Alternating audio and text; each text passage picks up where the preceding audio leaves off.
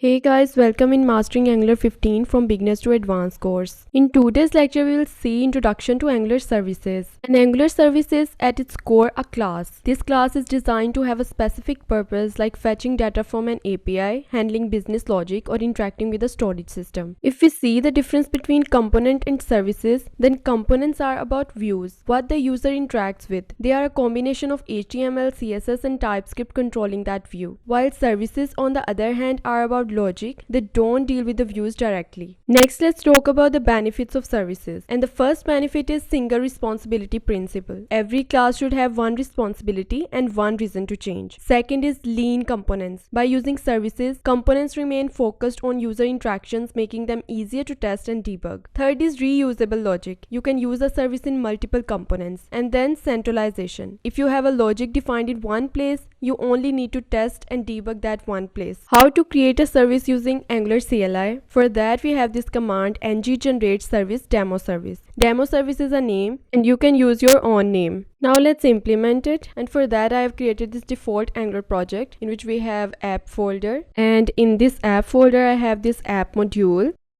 and an app component.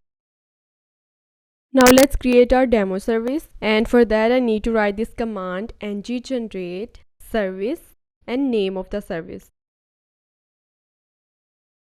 which I'm going to write is demo. And this is our service. As you can see, Angular by itself appends the service after the name of the service. Now as you can see, our default service have one constructor and one injectable property and provided in root. Now what is the purpose of this property? This property specifies that our service scope will be singleton and this service will exist throughout the life cycle of this application. Next, let's create a function in service and then we will access it in the component. And the function is getGreeting, and it will return a message, hello, welcome to service world. Next, let's use this service in our component. In Angular, we create all the objects using dependency injection. So let's inject our service in constructor of our app component. Private service demo service.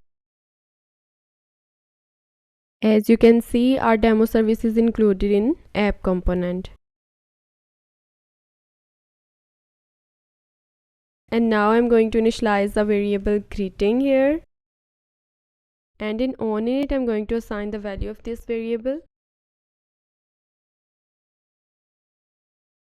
This.greetings is equal this.service.getGreetings. And we have assigned this message of getGreetings function in greetings variable. Now let's display this message on the front end. And for that, let's write this greeting variable in string interpolation. If we compile this application, then on the front end we can see that service demo which we have written in h1 tag, and then that greeting message which we fetched from the service. So this was a very basic introduction of service. Now if we talk about the life cycle and scope of the service, then generally service in Angular are singletons. Once created, the same instance is used throughout the app. Another advantage is memory efficiency and a shared state, but it also means you need to be careful as changes in one component can affect others if they share the same service instance. And this was the today's lecture. Hope you understand it. If you still have any question or query, you can ask in comments. But guys, if this lecture is helpful for you, please like, subscribe and share my channel. Thanks for watching.